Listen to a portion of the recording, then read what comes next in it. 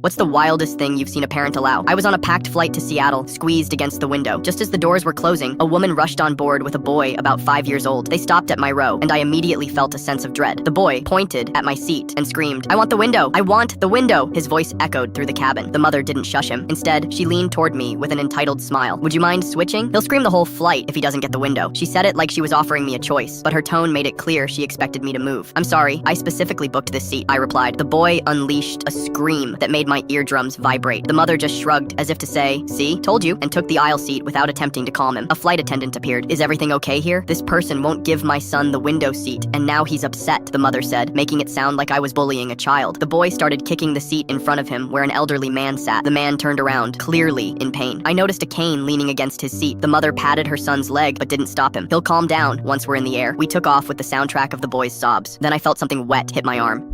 The boy was deliberately squeezing his juice box, so drops landed on me. She glanced up from her phone. "Ethan, don't waste your juice," she said, but made no move to take it away. No apology to me, nothing. 20 minutes into the flight, the boy unbuckled his seatbelt and stood on his seat. The mother was watching a movie with headphones in. The boy grabbed my book and threw it to the floor. "Hey," I said. The mother removed one earbud. "What's the problem now? Your son threw my book on the floor." She sighed. "Ethan, that's not nice. Say sorry." "No, I want the window." She just shrugged and returned to her movie. The elderly man turned around. "Would you like to switch seats with me?" Before I could answer, the mother jumped in. "That would be wonderful. Ethan, this nice man is giving you a window seat." "Actually, I was offering my seat to this person, not your child," the man clarified. The mother's expression hardened. "Well, that doesn't help the situation, does it?" The boy started kicking the elderly man's seat again, harder. The man winced in pain. "Ma'am, your son needs to stop kicking the seat. This gentleman might have back problems." "He's 5, she hissed. "He has energy. What do you expect?" A flight attendant paused. "Is there a problem?" "This child keeps kicking my seat, and I've had recent back surgery," the elderly man explained. "Ma'am, please keep your son from kicking the seats." "Everyone's attacking me just because my son is a little energetic," the mother protested. As they argued,